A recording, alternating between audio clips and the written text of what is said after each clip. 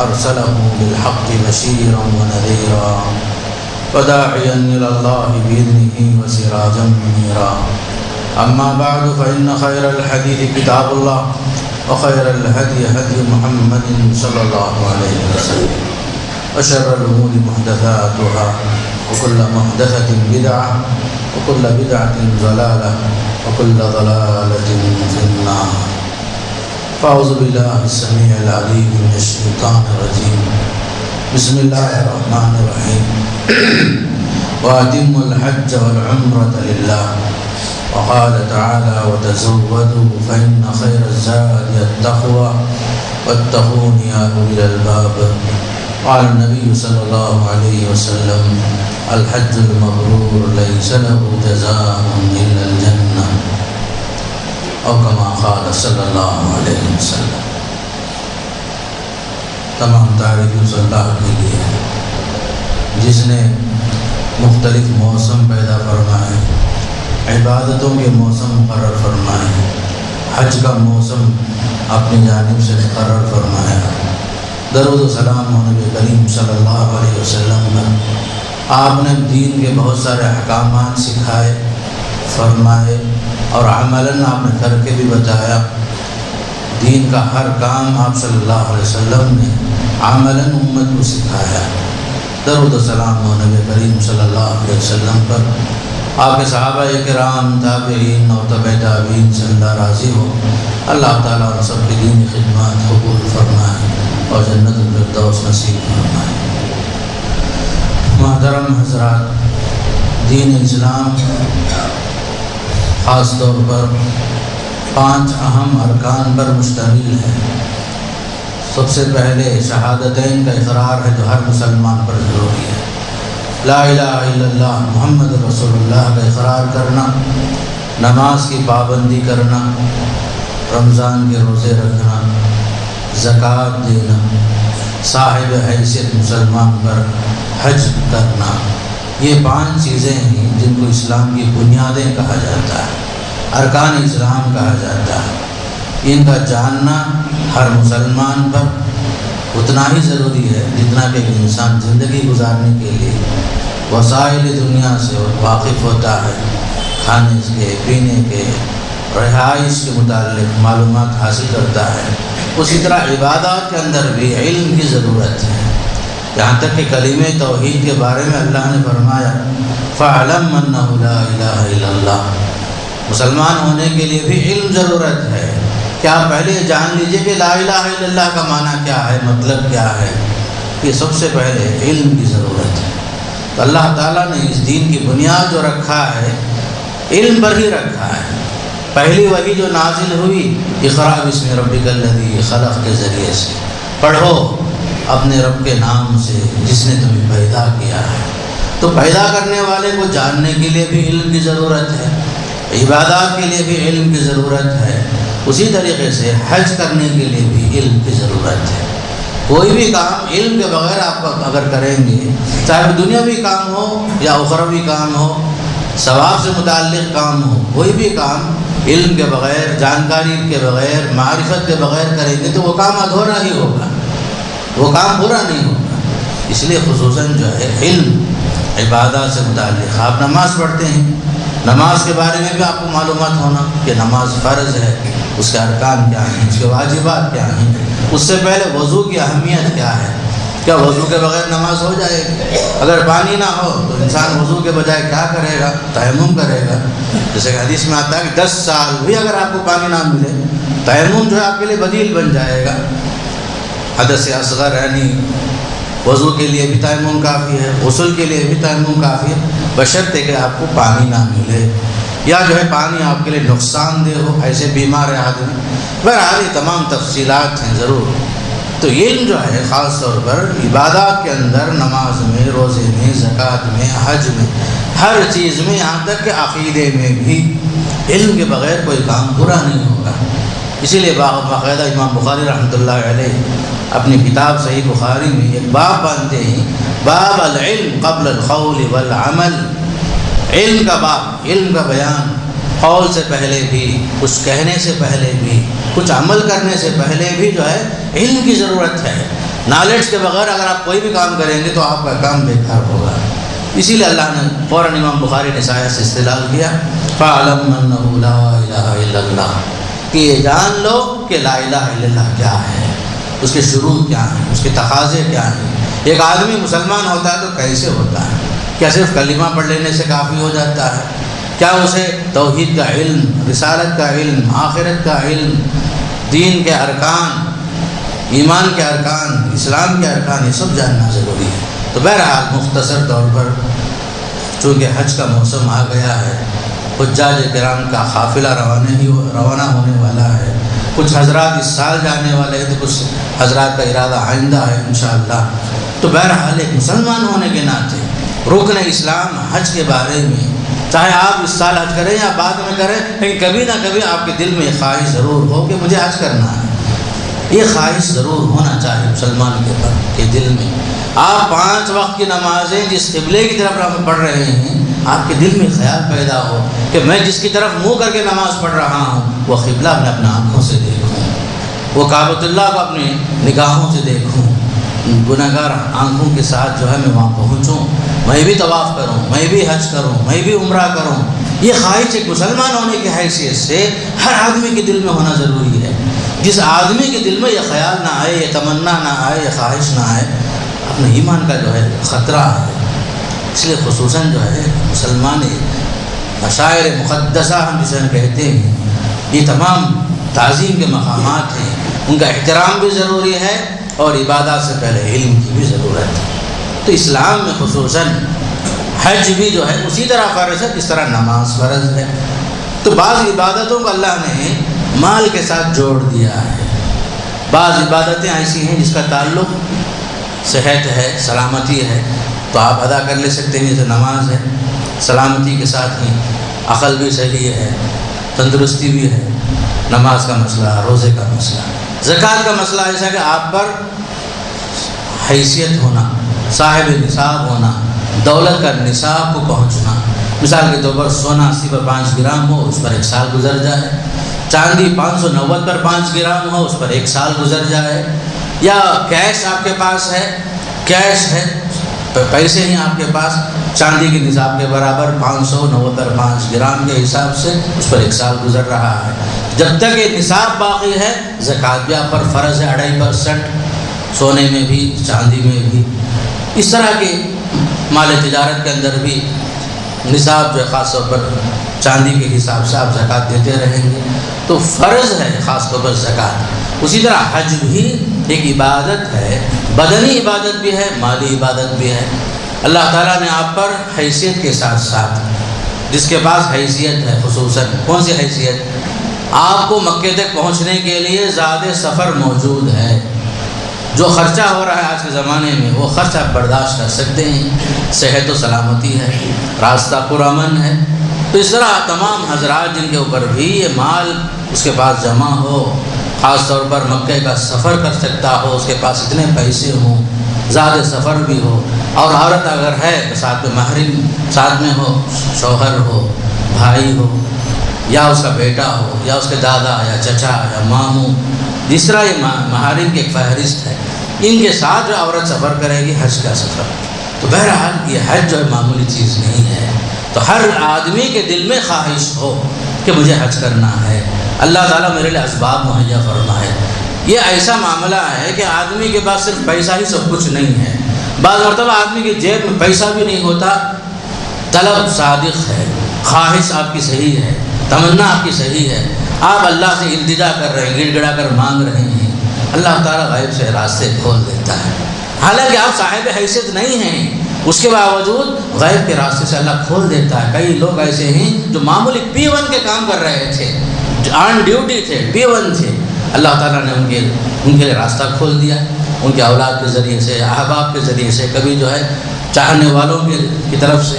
لیکن آپ کے دل میں خواہش ہو، تڑپ ہو، دعا ہو، اے اللہ مجھے اس گھر تک مجھے بھی پہنچا دے، میں بھی جب اس گھر کو دیکھنا چاہتا ہوں، اس گھر کی زیارت مجھے بھی کرنے کی توفیق نصیب کر، مجھے بھی حج پورا کرنے کے لیے مجھے توفیق نصیب فرما۔ یہ جو ہے آدمی کے اندر خواہش ہو تو اللہ تعالیٰ راستے ہموار کر دیتا ہے۔ اللہ کا وعدہ ہے وَمَن يَتَّقِ اللَّهَ یجعل لہ مخرجا، جس آدمی کے دل میں اللہ کا ڈر ہوتا ہے، یجعل لہ مخرجا، اللہ اس کے لیے راستہ کھول دیتا ہے، وَيَرْزُقْهُ مِنْ حَيْثُ لَا يَحْتَسِبُ، ایسی راستے سے روزی دیتا ہے اللہ تعالیٰ کہ انسان کے وہم و گمان میں بھی، خیال میں بھی چیز نہیں آئے گی کیسے مجھے اللہ تعالیٰ اتنا اس پر رحم و کرم کر کے یہاں تک پہنچا دیا۔ وَيَرْزُقْهُ مِنْ حَيْثُ لَا يَحْتَسِبُ وَمَنْ يَتَوَكَّلْ عَلَى اللَّهِ فَهُوَ حَسْبُهُ، جو آدمی اللہ پر بھروسہ کرتا ہے اللہ اس کے لیے کافی ہو جاتا ہے۔ یہ پیسہ ہی سب کچھ نہیں ہے۔ بہت سارے حضرات ایسے بھی ہیں صاحب حیثیت ہونے کے باوجود دل میں خواہش بھی نہیں، تڑپ بھی نہیں، ارمان بھی نہیں، اور آدمی چاہتا بھی نہیں۔ یہ جو ہے توفیق کی بات ہے۔ اللہ تعالیٰ کے لیے بندہ اگر مخلص ہو گیا اللہ تعالیٰ راہ ہموار کر دیتا ہے، اسباب غیر سے جو ہے مہیا فرما دیتا ہے۔ تو سب سے پہلی چیز خاص کر کے حج کے لیے ضروری ہے کہ آدمی اللہ سے ہمیشہ صدق دلی کے ساتھ، سچائی کے ساتھ، اخلاص کے ساتھ، للہیت کے ساتھ گڑ گڑا کر ہمیشہ اللہ سے مانگے، پروردگار راستہ ہموار کر۔ تیرے لیے کوئی چیز ایسا نہیں ہے کہ تیرے لیے ناممکنات میں سے کچھ ہو، تو ناممکن کو ممکن بنانے والا تو ہی ہے، یہ انسان کے بس کی بات نہیں ہے۔ اے اللہ تو راستہ کھول دے۔ آدمی خصوصاً جو ہے نفل نمازوں میں، سجدے میں، قیام اللیل میں ذرا تہجد میں اٹھ کر کے اللہ سے مانگے، پورے یقین کے ساتھ مانگے، اللہ تعالیٰ جو راستہ کھول دیتا ہے، پورے ایمان کے بعد، ایمان کے ساتھ، یقین کے ساتھ۔ تو سب سے پہلی چیز یہی ہے کہ آدمی جو ہے اخلاص کے ساتھ اللہ سے طلب کرے، اللہ سے مانگے۔ دوسری چیز ضروری ہے خاص طور پر حج کے معاملے میں، حج کی فرضیت کو آدمی معلوم کرے۔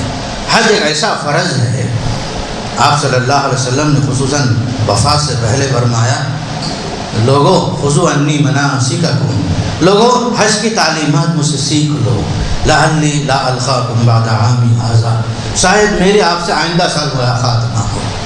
اللہ کے رسول نے جس سال حج کیا تھا اس وقت آپ نے صاف صاف فرمایا، لوگوں حج کے معلومات حاصل کر لو مجھ سے، شاید آئندہ سال میں زندہ رہوں نہیں رہوں، یہ جو ہے میرے بس کی بات نہیں ہے، آپ لوگ مجھ سے سیکھ لو بول کر صحابہ کرام سے آپ صلی اللہ علیہ وسلم فرماتے رہے۔ اور معاملہ ایسا ہے جب آپ نے حج کی بات فرمائی تو ایک عورت اٹھ کر پوچھنے لگی، یا رسول اللہ افی کل عام، کیا حج جو ہے ہر سال فرض ہے کیا؟ تو آپ خاموش رہے۔ پھر فرمایا، میں اگر ہاں کر دوں تو شاید تم پر فرض ہو جائے، پھر تم لوگ اس کی طاقت نہ رکھ سکو، زندگی میں صرف ایک بار حج فرض ہے، بس زندگی میں صرف ایک بار حج فرض ہے۔ پھر آپ نے فرمایا جس پر حج فرض ہو گیا ہے تاخیر نہ کرے، شاید کوئی بیماری آئندہ اسے رکاوٹ بن جائے، کہ شاید یہ دولت جو ہمیشہ اس کے پاس نہ رہے، اس لیے آپ نے فرمایا جس پر حج فرض ہو گیا ہے ذرا جلدی کرے، شاید بیماریاں آنے والیاں ہوں، بیماری آئے، پریشانیاں آئے، مصیبتیں آئے، مال ہمیشہ محفوظ نہ رہے، آدمی دینے والا لینے والا نہ بن جائے، اس لیے فرمایا لوگوں ذرا جلدی کرو فرمایا۔ اور آپ نے ایک موقع پر یہ بھی فرمایا، یاد رکھو جس آدمی نے حج فرض ہونے کے باوجود بھی حج نہیں کیا، آپ نے مذمت کے طور پر فرمایا جس نے حج فرض ہونے کے باوجود بھی حج نہیں کیا، چاہے وہ مرے یہودی ہو کر مرے یا نصرانی ہو کے مرے، فرمایا اتنی بڑی بات ہے۔ ومن کفر فإن اللہ غنی عن العالمین، جس اللہ نے صاف فرمایا جو حج کا انکار کرتا ہے اللہ اسے بے نیاز ہے۔ حج جو ہے زندگی میں ایک ہی بار فرض ہے، تو آدمی جو اس کے لیے کوشش کرے، اس کی بڑی فضیلتیں آپ نے بیان فرمایا آپ صلی اللہ علیہ وسلم نے، الحج المبرور لیس لہ جزاء الا الجنہ، حج مقبول کا بدلہ جنت کے علاوہ کیا بھی نہیں ہے، حج کا بدلہ جو ہے جنت ہی ہے۔ پھر آپ نے فرمایا من حج فلم یرفث ولم یفسق رجع کیوم ولدتہ امہ، جو آدمی حج کر رہا ہے حج کے دوران کوئی گناہ کا کام نہیں کیا، کوئی بیہودہ باتیں نہیں کیا، اپنی زبان کو کنٹرول میں رکھا، خواہشات کو کنٹرول میں رکھا، نگاہوں کی حفاظت کیا، فسق و فجور کی بات نہیں کرتا، گالی گلوچ نہیں کرتا، تو آپ نے خوشخبری سنائی، رجع کیوم ولدتہ امہ، وہ ایسے لوٹے گا جیسے ابھی اپنی ماں کے پیٹ سے نکلا ہے، معصوم بچہ ہے، اس کے اوپر کوئی گناہ نہیں ہوتا۔ تو اسی طرح حاجی اگر پورے حج کو واجبات کے ساتھ، شروط کے ساتھ، پورے آداب کے ساتھ صحیح معنی میں حج ادا کر رہا ہے، تو فرمایا کہ وہ ایسے لوٹتا ہے کہ جیسے ابھی اپنی ماں کے پیٹ سے باہر نکلا ہے۔ یہ اتنی بڑی فضیلتیں ہیں، یہ کس کے واسطے ہے؟ حج جو ہے آدمی سنت کے مطابق ادا کرے، اپنے حج کو حج مبرور کرے۔ تو اس کے لیے ضروری ہے، سب سے اہم چیز یہ ہے کہ ہمارے دل میں اخلاص کے ساتھ، للہیت کے ساتھ، توبہ اور استغفار کے ساتھ ہم اس کام کو آگے بڑھائیں۔ اور دوسرا جو کام اس میں کرنے کا ہوتا ہے، خصوصاً جو آدمی زاد سفر، توشہ جو ہے حلال کا ہو، آپ کے پیسے جو ہیں حلال کے ہوں، کوئی چیز ایسی نہ ہو جس میں حرام ہو۔ اس لیے کہ ایک اہم عبادت ہے جو زندگی میں ایک ہی بار فرض ہے، اس کے باوجود اتنی سختی آئی ہے کہ اس میں حرام مال قبول نہیں ہوگا، چاہے وہ حج ہو یا کوئی اور بھی عبادت ہو۔ جیسے کہ آپ صلی اللہ علیہ وسلم فرمایا، ایک آدمی دور دراز مقام سے آ کر لبیک اللہم لبیک لبیک لا شریک لک لبیک بول کر تلبیہ بلند کر رہا ہے، تو آپ نے فرمایا آیا بھی ہے تو ایسے پراگندہ حال میں آیا ہے، مسافرانہ حالت اس پر طاری ہے، لیکن اس کی دعا کیسے قبول ہوگی، اس کا حج کیسے قبول ہوگا؟ مطعم حرام، کھایا ہے حرام کا، مشرب ہو حرام، جو پیا ہے وہ بھی حرام کا، ملبس ہو حرام، جو احرام پہنا ہے وہ بھی حرام کا، غذی بالحرام، جو کھایا پیا ہے جو بھی زندگی میں ہے سب کچھ حرام کا ہے، فائنانس کے پیسے ہیں، لوگوں کے حرام پیسے ہیں، لوگوں کو دھوکہ دیا ہوا مال اس کے پاس ہے، یتیموں کا مال اس کے پاس ہے، لوگوں کے جو حقوق ہیں ادا کیے بغیر بھاگ گیا ہے۔ دیکھیں گے حج کے بعد دیکھیں گے اس انداز سے، تو فرمائے گا جو مال لوگوں کا حق ادا کیے بغیر ہے، جس میں لوگوں کا بھی حق ادا باقی ہے، لوگوں کے قرضے ادا نہیں کر رہا ہے اور حرام مال کی کثرت ہے اس کے اندر، فرمائے گا انا یستجاب لہ، پھر اس کا حج کیسے قبول ہوگا؟ حج کے لیے ضروری ہے کہ پاکیزہ مال ہو، ان اللہ طیب لا یقبل الا طیبا، اللہ پاکیزہ ہے، حرام مال قبول نہیں کرتا، صاف صاف فرمائے۔ تو اسی لیے خاص طور پر فرمایا اللہ تعالیٰ وَتَزَوَّدُوا، توشہ جمع کرو۔ توشہ کیا ہے؟ بہتر سے بہتر توشہ اللہ کا تقویٰ ہے، تقوی کے اندر رزق حلال بھی شامل ہے۔ تقویٰ جو ہے کیا ہے؟ اللہ کا ڈر، اللہ کا خوف، اللہ کے حدود کے اندر باقی رہنا، حرام کو حرام سمجھنا، حلال کو حلال سمجھنا، لوگوں کے مال کو ناجائز طریقے سے قبضہ نہیں کرنا، یہ تمام چیزوں کو خصوصاً آدمی اس کی رعایت کرے۔ اس زمانے میں لوگ ایسا کرتے تھے، زمانے جاہلیت میں حج کو لوگ آتے تھے، کوئی سامان لیے بغیر چلے جاتے تھے، جا کر کے مکے والوں پر بوجھ بن جاتے تھے اور کہتے تھے ہم اللہ کے مہمان ہی بھائی۔ تو آیت نازل ہوئی ایسا نہیں ہو سکتا، آپ حج کے لیے آئیں تو کسی پر احسان نہیں کر رہے ہیں، اس لیے آپ اپنا توشہ انتظام کر لو، اپنا توشہ لے لو، 20 دن کا سفر، 25 دن کا سفر، 30 دن کا سفر، جو بھی ہے سفر اپنے لیے توشے کے ساتھ کرو، دوسروں پر بوجھ نہ بنو۔ آپ مہمان اللہ کے ضرور ہیں، اس کا مطلب یہ نہیں کہ آپ لوگوں پر بوجھ بن جاؤ، اس لیے آیت نازل ہوئی صاف صاف کہ آپ کا حج کسی پر بوجھ بننے کا سبب نہ بنے، اس لیے فرمایا فإن خیر الزاد التقویٰ، بہتر سے بہتر توشہ اللہ کا ڈر، تقویٰ ہے۔ تو لہٰذا حاجی جو ہے تقوی کا لباس مراد اس سے کیا ہے کہ آدمی تقوی کی زندگی گزارتے ہوئے جائے، مال حلال لے کر جائے، لوگوں کے حقوق ادا کرتے ہوئے جائے، اور اللہ تعالیٰ سے ایک امید لگا کر جائے کہ ہمارا اللہ حج قبول فرمائے گا، بشرطے کہ ایمان کے ساتھ، عمل صالح کے ساتھ، اخلاص کے ساتھ، توبے کے ساتھ آدمی اس سفر کو جو شروع کرتا ہو۔ تو اسی لیے خصوصاً ضروری ہے کہ حاجی جو ہے سب سے پہلے اللہ کا نام لے کر سفر شروع کرے۔ تو جاننے سے پہلے خصوصاً جو ہے جو واجبات ہیں اسے جان لیں، واجبات جاننا، سنتیں جاننا، حج کے ایام میں کیا کام کرنا ہے، عمرے پر کیا کرنا ہے۔ تو خصوصاً جب حاجی ہمارے یہاں سے نکلتے ہیں تو پورے حاجیوں کا حج جو ہے حج تمتع ہوتا ہے۔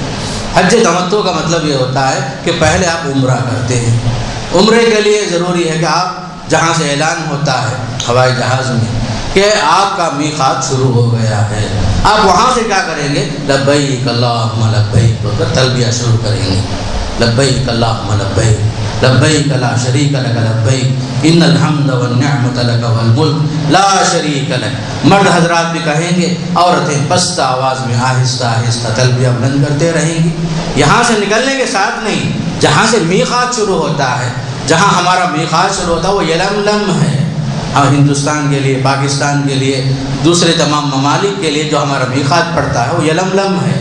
یلملم سے گزرتے ہوئے باقاعدہ فلائٹ میں اناؤنس ہوتا ہے، اس جگہ سے آپ کیا کریں گے؟ تلبیہ بلند کریں گے۔ پھر اسی طریقے سے حرم شریف میں پہنچنے تک تلبیہ بلند کرتے رہیں گے، عمرے کی نیت کے ساتھ آپ جائیں گے۔ پھر وہاں پہنچ کر سب سے پہلا جو کام آپ کو کرنا ہوتا ہے، سامان سب رکھنے کے بعد عمرہ کرنا ہے۔ موقع ملا تو فوراً آپ شروع کریں طواف حجر اسود سے شروع کریں گے اور ختم بھی کریں گے حجر اسود کے پاس۔ 7 چکر ہوتے ہیں طواف کے اندر، حجر اسود سے شروع کرنا، حجر اسود پر ختم کرنا۔ اس سے پہلے خصوصاً جو ہے طواف، جب ہم پہلا طواف جو کر رہے ہیں اس وقت جو ہے ہمارا سیدھا جو کندھا کھلا رہے گا، اس کو جو ہے استوا کہا جاتا ہے کہ سیدھا کندھا کھلا رہے گا، اور چادر بغل کے نیچے سے لیں گے مرد حضرات۔ عورتوں کے لیے کوئی خاص احرام کا کپڑا نہیں ہے، تو مردوں کے لیے خصوصاً 2 ہی چادر نہیں، اس کا استعمال ہوگا۔ سلا ہوا کپڑا نہ ہو، کوئی رنگین کپڑا نہ ہو۔ خوشبو کا استعمال میقات میں پہنچنے سے پہلے استعمال کر لے سکتے ہیں، میقات کے بعد نہ خوشبو کا استعمال کر سکتے ہیں، نہ صابن کا استعمال کریں گے، نہ کنگھی کریں گے، نہ ناخن تراشیں گے۔ ان سب چیزوں کا بہت احتیاط کرنا پڑتا ہے حاجی صاحب۔ تو بہرحال وہاں پہنچ کر کے 3 چکر جو شروع کا ہوتا ہے اس میں آہستہ آہستہ بھاگنا، یہ بھی ایک سنت ہے، اس کو رمل کہا جاتا ہے۔ 3 طواف کریں گے حاجی صاحب، مطلب پہلا طواف میں 3 چکر جو رمل کے ساتھ کریں گے، باقی 4 چکر جو ہوگا وہ نارمل انداز میں چلتے ہوئے حجر اسود پر ختم کریں گے۔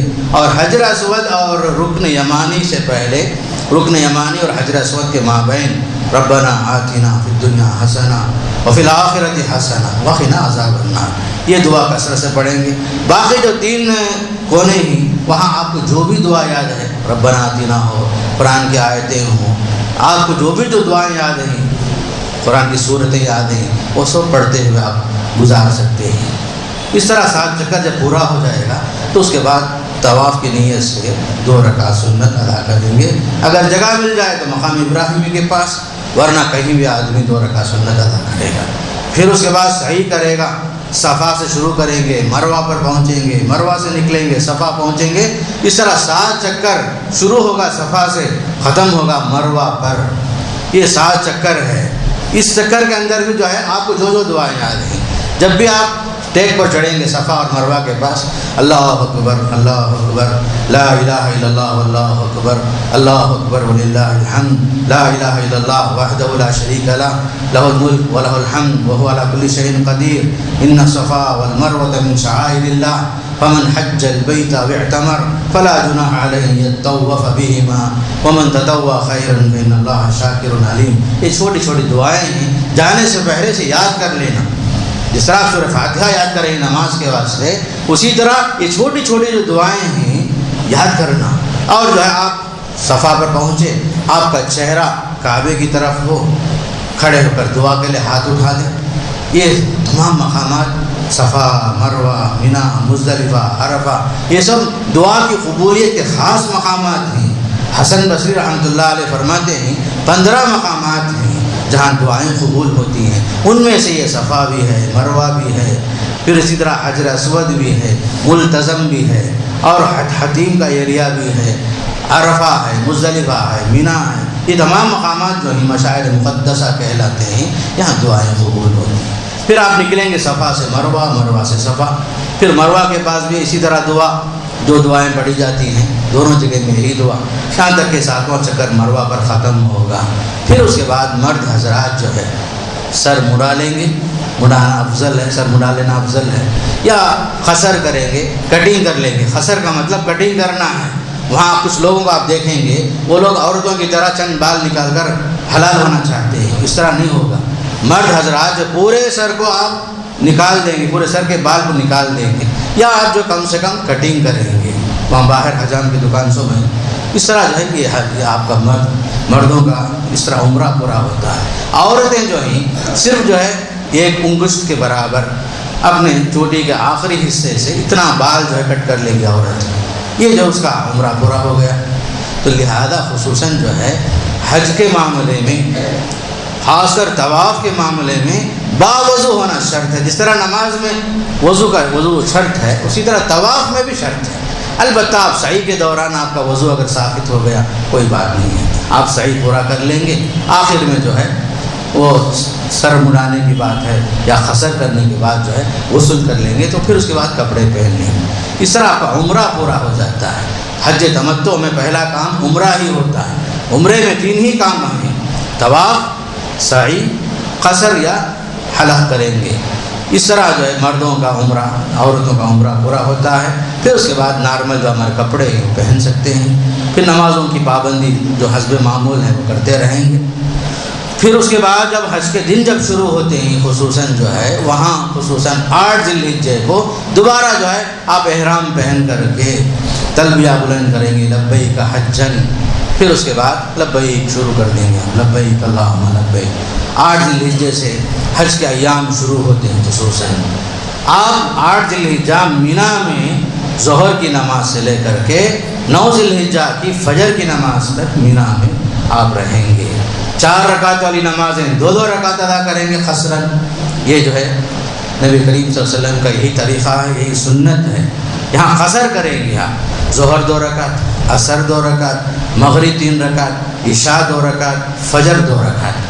پھر آپ جو ہے جو معمولات ہیں، اذکار صبح، صبح و شام کے جو اذکار ہیں، دعائیں ہیں، وہ پڑھتے ہوئے وقت گزاریں گے۔ پھر 9 ذی الحجہ میں فجر نماز کے بعد سورج شروع ہونے کے بعد نکلیں گے آپ عرفہ میدان کے لیے۔ زوال تک وہاں پہنچنے کی کوشش کریں گے۔ زوال کے بعد مسجد نمیرہ میں باقاعدہ خطبہ ہوتا ہے، خطبہ جمعہ کی طرح عرفے کا مشہور خطبے میں شریک ہونے کی کوشش کریں گے۔ اور خصوصاً مسجد نمیرہ کا اگلا حصہ جو ہے حدود عرفات میں شامل نہیں ہے، پچھلا حصہ جو ہے حدود عرفات میں شامل ہے۔ وہاں باقاعدہ بورڈ لگا ہوا ہے، عرفہ کے اندر باقاعدہ مسجد نمیرہ میں آپ خطبہ سننے کی کوشش کریں گے، یا باہر بھی مائک لگے ہوئے ہیں، خطبہ سنیں گے۔ پھر اس کے بعد اذان ہوگی، اذان کے ساتھ ظہر کی نماز 2 رکعت، عصر کی نماز 2 رکعت ادا کریں گے۔ گویا کہ ظہر اور عصر جمع کے ساتھ قصر کے ساتھ ادا کریں گے۔ پھر آپ عصر تک بلکہ سورج غروب ہونے تک حاجی جو ہے سب سے اہم کام جو ہے مشغول رہیں گے دعاؤں میں۔ اللہ کے رسول صلی اللہ علیہ وسلم نے فرمایا سب سے بہترین دعا میں نے بھی جو پڑھی ہے، مجھ سے پہلے کا انبیاء نے بھی جو پڑھی ہے، خاص کر عرفے کے دن، سبحان لا الہ الا اللہ وحدہ لا شریک لہ۔ تو اس طریقے سے دعائیں جو ہیں مسنون دعائیں آپ کی کتابوں میں بھی مل جائیں گی۔ ساری دعائیں جو ہیں مغرب تک، زوال تک 2 دعائیں آپ کو یاد ہیں، وہ 100 دعائیں آپ کرتے رہیں گے۔ پھر اس کے بعد جو ہی زوال سورج غروب ہو جائے گا، غروب ہونے کے بعد مغرب کی نماز پڑھے بغیر آپ نکلیں گے مزدلفہ کے لیے۔ مغرب اور عشاء کی نماز جمع کرتے ہوئے مزدلفہ میں ادا کریں گے، چاہے رات کے 12 بج جائیں۔ وقت پر آپ مغرب نہیں پڑھیں گے، وقت پر عشاء نہیں پڑھیں گے۔ پہنچنا ہے آپ کو مزدلفہ، راستے میں مغرب نہیں پڑھنا ہے، راستے میں عشاء نہیں پڑھنا ہے۔ جب تک آپ مزدلفہ کے میدان نہیں پہنچیں گے وہاں مغرب اور عشاء درمیان میں نہیں پڑھیں گے۔ وہاں پہنچنے کے بعد وہاں بھی ایک اذان کے ساتھ 2 اقامتوں کے ساتھ عشاء کی مغرب کی نماز 3 رکعت، پھر عشاء کی نماز 2 رکعت پڑھی جائے گی، اور اس کے بعد آپ کو رات گزارنا ہے۔ البتہ جو بیمار لوگ ہیں، جو ضعیف لوگ ہیں، ان کے ساتھ جو حضرات رہتے ہیں ان کی خدمت کے لیے، ان کے لیے شریعت نے گنجائش نکالی ہے کہ آدھی رات کے بعد وہ لوگ جو ہیں عرفے کے میدان سے نکل کر کے، مزدلفہ کے میدان سے نکل کر کے مینا جا سکتے ہیں۔ البتہ جو بیمار نہیں ہے، عذر نہیں ہے اس کے پاس، وہ فجر کی نماز ادا کرے گا۔ فاذکروا اللہ عند المشعر الحرام، مزدلفہ میں جو مسجد ہے اس کا نام مشعر حرام کہا جاتا ہے، وہاں پہنچنے کی کوشش کریں گے اگر ہو سکے تو۔ پھر اس کے بعد سورج شروع ہونے تک دعاؤں میں مشغول رہیں گے نماز فجر کے بعد۔ پھر اس کے بعد نکلیں گے آپ 10 ذی الحجہ کو مینا پہنچیں گے۔ پہنچ کر سب سے پہلا کام جو ہے کنکری مارنا ہے۔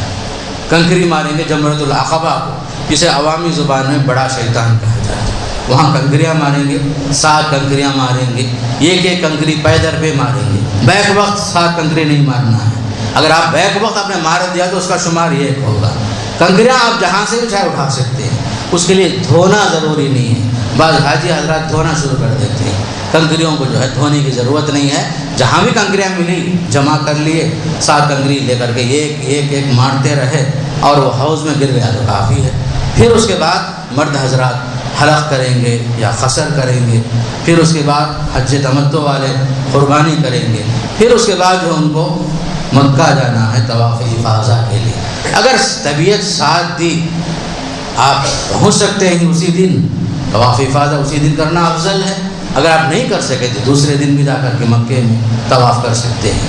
طواف افاضہ سے پہلے جب 3 کام آپ نے کر لیا، کنکری مار دیے، حلق کر لیے، حلق یا قصر کر لیے، پھر جو ہے آپ نے سر مونڈ لیا یا اگر کٹنگ کر لیے، قربانی دے دیے، تو یہ 3 کام جب ہو گئے ہیں تو حاجی جو ہے سلا ہوا کپڑا پہن لے گا، خوشبو بھی استعمال کر سکتا ہے۔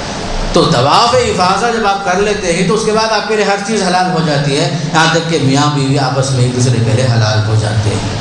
پھر اسی طریقے سے 10 ذی الحجہ کا یہ کام ہو گیا۔ اس دن آپ کے لیے الگ سے کوئی عید کی نماز نہیں ہے، عید جو ہے آپ کے لیے نہیں ہے، جو غیر حاجی ہیں ان کے لیے عید ہے 10 ذی الحجہ۔ آپ کے لیے سب سے اہم چیز کیا ہے؟ الحج عرفہ، حج کا جو اہم مقام ہے 9 ذی الحجہ یہ ہے۔ جس آدمی کو عرفے کا ایک لمحہ بھی اگر نہیں ملا، چند گھڑیاں بھی اگر نہیں ملی، اس کا حج نہیں ہوتا۔ اگر کسی نے رات کا کچھ حصہ پا لیا تو اس نے بھی حج کو پا لیا۔ اگر جو ہے رات کو پہنچا بھی نہیں کوئی حاجی، 10 کو اگر پہنچ رہا ہے تو اس کا حج نہیں ہوگا، اس کو آئندہ سال آنا پڑے گا۔ تو سب سے اہم چیز حاجی کے لیے 9 ذی الحجہ ہے، جس کو ہم عرفہ کہتے ہیں۔ حاجی جمع ہوتے مقام عرفہ میں۔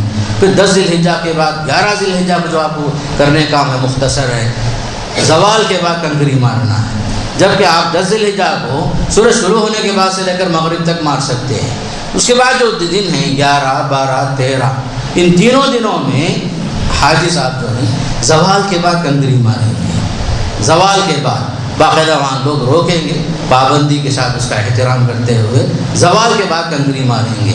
پہلے جمرہ جو صغرا ہے، جس کو ہم چھوٹا شیطان کہتے ہیں، وہاں 7 کنکریاں، پھر وہاں ذرا دعا کریں گے، پھر ذرا آگے بڑھیں گے تو وہاں بیچ کا شیطان جسے ہم کہتے ہیں وہاں 7 کنکریاں، پھر اس کے بعد جو بڑا ہے جمرۃ العقبہ ہم سے کہتے ہیں، وہاں پہنچ کر کے 7 کنکریاں ماریں گے، وہاں دعا نہیں کریں گے۔ اس طرح جو ہے 11، 12، 13، اگر کسی آدمی کو ممکن ہو سکا تو 13 ذی الحجہ بھی وہاں گزارے، یہ افضل ہے۔ اگر کوئی آدمی 12 ذی الحجہ کو کنکری مارنے کے بعد مکہ جانا چاہتا ہے، اپنے قیام گاہ جانا چاہتا ہے، اجازت ہے اس کے لیے، لیکن تیسرا جو 13 ذی الحجہ ہے وہاں گزارنا یہ افضل ہے، خصوصاً جس کے لیے ممکن ہو سکے۔ اس طرح جو یہ حج کے جو 5 دن ہیں یہی مشغولیت کے ایام ہیں۔ اس کے بعد جو باقی ایام ہیں حدود حرم کے اندر رہنا ہے، نمازوں کی پابندی کرنا ہے، حرم شریف میں پوری نماز پڑھنے کی کوشش کرنا۔ حاجی حضرات شروع میں جو ہے جوش و خروش کے ساتھ رہتے ہیں، بعد میں جو ہے حرم شریف میں نماز پڑھنے کے بجائے قرب و جوار کی مسجدوں میں جو کمرے سے قریب ہے وہاں نماز پڑھنے کی کوشش کرتے ہیں، جبکہ جو فضیلت ہے حرم شریف کی فضیلت ہے، وہاں ایک نماز 1,00,000 نماز کے برابر ہے، 1,00,000 نماز کے برابر ہے۔ یہ فضیلت پانے کے لیے ذرا محنت کرنا ہی ہے، بھیڑ بھاڑ ضرور ہوگی، تکلیف ضرور ہوگی، لیکن آپ کو صبر کرنا ہے، صبر کرتے ہوئے وہاں پہنچنا ہے، باقاعدہ حرم شریف میں نماز پڑھنے کی پوری کوشش کرنا ہے۔ اس طرح جو ہے آپ کی پوری نمازیں جہاں تک ہو سکے حدود حرم کے باقاعدہ حرم شریف کے اندر ہو، بیت اللہ الحرام کے اندر ہو، اور جتنا ہو سکے آپ نفل طواف میں مشغول رہیں۔ بعض حاجیوں کو بعض حضرات درخواست کرتے ہیں میری طرف سے ایک طواف کرو، ہمارے دادا مرحوم کی طرف سے ایک طواف کرو۔ یہ جو ہے طواف میں نیابت نہیں ہوگی، جس طرح آپ نفل نمازیں دوسروں کے لیے نہیں پڑھ سکتے ہیں، اسی طرح طواف بھی کسی کے لیے نہیں کر سکتے۔ ہاں حج کر سکتے ہیں، عمرہ کر سکتے ہیں، حج اور عمرے کی گنجائش ہے، لیکن نفل طوافوں میں بابا کے لیے، دادا کے لیے طواف، مرحوم کے لیے، فلاں کے لیے یہ گنجائش نہیں ہے۔ طواف جو ہے ایک نماز ہے، یہ نماز کی طرح نیابت اس میں جائز نہیں ہوگی۔ اگر بعض حاجی حضرات کو جو ہے پہلے مدینہ منورہ پہنچا دیا گیا تو ان کو یہاں سے احرام پہن کر جانے کی ضرورت نہیں ہے، وہاں آپ کو 8 دن رہنا ہو، 10 دن رہنا ہو، آپ نے جو سلے ہوئے کپڑے ہیں اسی میں آپ مدینہ پہنچیں گے۔ جہاں تک ہو سکے مدینہ منورہ میں مسجد نبوی میں نماز پڑھنے کی کوشش کیجیے، وہاں کی ایک ایک نماز 1000 نماز کے برابر ہے۔ ایک نماز مسجد نبوی کی ایک ایک نماز 1000 نماز کے برابر ہے۔ مسجد حرام میں 1,00,000 نماز کے برابر ہے، مسجد اقصیٰ جو فلسطین میں ہے 500 نماز کے برابر ہے۔ یہ جو موقع ہیں زندگی میں ایک بار دو بار آدمی کو ملتا ہے، اس موقع کو غنیمت جاننا۔ بعض حضرات کے ذہن میں یہ بات آتی ہے کہ 40 نماز مدینے میں پڑھنا ضروری ہے، اس طرح کی کوئی صحیح حدیث ثابت نہیں ہے۔ البتہ ایک حدیث ہے جس میں بتایا گیا ہے کہ جو بھی آدمی 40 نمازیں باقاعدہ تکبیر تحریمہ کے ساتھ، وہ مسجد نبوی کے ساتھ خاص نہیں ہے، عام ہے، 40 نمازیں باجماعت اگر آدمی پڑھ رہا ہے تو باقاعدہ اس کے لیے نفاق سے برات کا اظہار ہوگا۔ اللہ تعالیٰ اس کے لیے لکھ دے گا کہ یہ آدمی نفاق سے بری ہے، منافق نہیں ہے۔ یہ فضیلت ہے۔ تو لہذا جہاں تک ہو سکے مسجد نبوی نماز پڑھنے کی کوشش کرنا، جس طرح مکے میں رہتے ہوئے مسجد حرام میں نماز پڑھنے کی کوشش کرنا ہے۔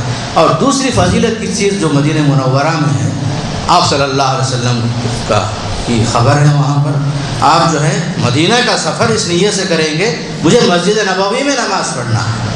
یہ مقصد نہیں ہونا کہ میں اللہ کے رسول کی قبر کی زیارت کرنے کے لیے میں جا رہا ہوں، اس کی اجازت نہیں ہے۔ اللہ کے رسول صلی اللہ علیہ وسلم نے فرمایا لا تشد الرحال، تم جو ہے کسی مساجد کی طرف سفر کرنے کے لیے سفر کی نیت سے کہیں سفر نہ کرو مگر 3 مسجدوں کی طرف، مسجد حرام، مسجد نبوی، مسجد اقصیٰ۔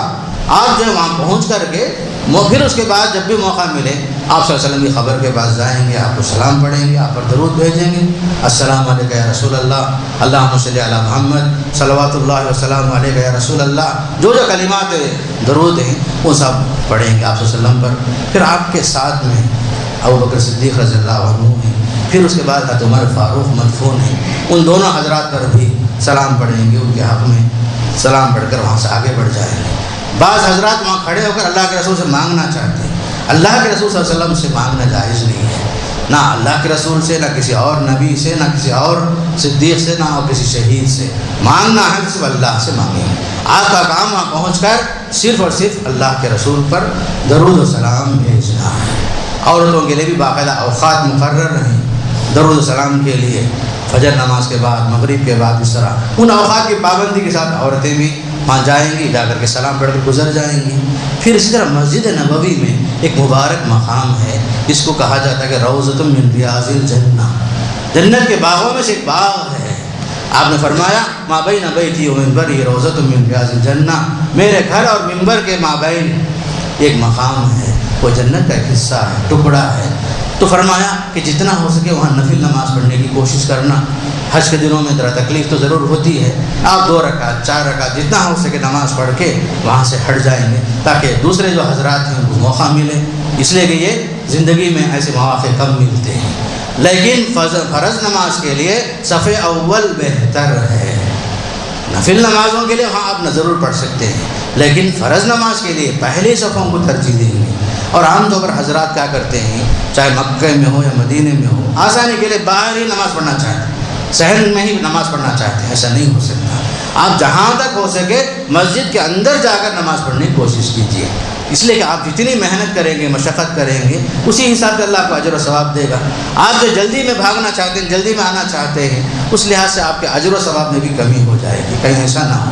اس لیے مسجد نبوی کا معاملہ ہو یا مسجد حرام کا معاملہ ہو، اندر نماز پڑھنے کی کوشش کرنا۔ پھر اسی طرح مدینہ منورہ میں ایک مسجد ہے، مسجد قباء، یہ بڑی پیاری مسجد ہے۔ اس مسجد کی بڑی خصوصیت حدیث میں آئی ہے کہ اللہ کے رسول صلی اللہ علیہ وسلم نے فرمایا یہاں ایک وقت نماز پڑھنا، 2 رکعت خصوصاً نماز پڑھنا عمرے کا ثواب مل جاتا ہے، عمرے کا ثواب ملتا ہے 2 رکعت نماز سے۔ اس لیے اللہ کے رسول صلی اللہ علیہ وسلم جو ہے ہر ہفتہ جاتے تھے، کبھی پیدل، کبھی اونٹ پر سوار ہو کر جاتے تھے، اس کے لیے باوضو جاتے تھے اللہ کے رسول صلی اللہ علیہ وسلم۔ یہ مدینے سے تقریباً 3-4 کلومیٹر کے فاصلے پر ہے، جتنا ہو سکے آپ مدینے میں رہتے ہوئے ذرا مسجد قباء کی طرف چلے جائیں، جا کر کے 2 رکعت نماز ادا کریں تاکہ جو ہے وہ عمرے کا ثواب بھی مل جائے اسے۔ پھر اسی طرح مدینہ منورہ میں سب سے اہم چیز جو ہے احد پہاڑ ہے، جہاں پر شہداء احد مدفون ہیں۔ شہداء احد بہت سارے صحابہ کرام ہیں، اس میں اللہ کے رسول صلی اللہ علیہ وسلم کے قریب ترین صحابہ بھی ہیں، آپ کے چچا حمزہ بھی ہیں، سب مدفون ہیں۔ ان کے حق میں دعا کرنا، استغفار کرنا، یہ وہ مشہور پہاڑ ہے جس کے بارے میں اللہ کے رسول نے فرمایا ھذا جبل یحبنا ونحبہ، یہ ایسا پہاڑ ہے یہ ہم سے محبت کرتا ہے، ہم اس سے محبت کرتے ہیں۔ ایک مرتبہ اللہ کے رسول صلی اللہ علیہ وسلم اس پہاڑ پر چڑھے مدینے میں، ساتھ میں ابوبکر بھی ہیں، عمر بھی ہیں، عثمان غنی رضی اللہ عنہ بھی ہیں۔ بہت پہاڑ ذرا حرکت کرنے لگا، صحیح حدیث میں فرمایا۔ تو اللہ کے رسول نے فرمایا اسبت یا احد، اے احد خاموش ٹھہر جا فإنما علیک نبی، تجھ پر معمولی کوئی ایسا آدمی نہیں ہے، تجھ پر تو ایک نبی ہے، ایک صدیق ہے، 2 شہید ہیں۔ فرمایا اے احد خاموش ٹھہر جا۔ تو اللہ کے رسول کے فرمان کے مطابق پہاڑ خاموش ہو گیا۔ فرمایا یہ پہاڑ ہم سے محبت کرتا ہے، ہم اس سے محبت کرتے ہیں۔ اسی کے دامن میں جو ہے شہدائے احد مدفون ہیں، ان تمام کے حق میں دعا کرنا۔ پھر اسی طرح مدینہ منورہ میں مسجد نبوی سے متصل جو ہے بقیع الغرقد مدینہ کا قبرستان ہے، لوگ اسے عام طور پر جنت البقیع بولتے ہیں، جنت البقیع نہیں ہے وہ، بلکہ بقیع الغرقد ہے جو حدیث میں نام آیا ہے۔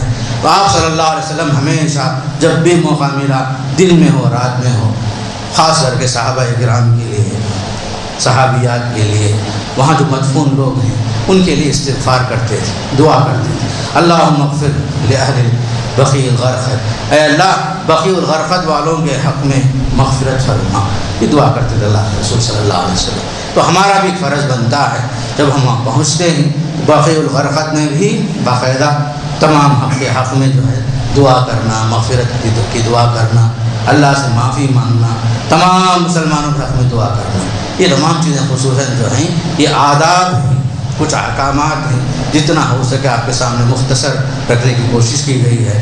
خصوصاً یہ ایام حج میں یہ تمام چیزوں کا لحاظ کرنا ضروری ہے۔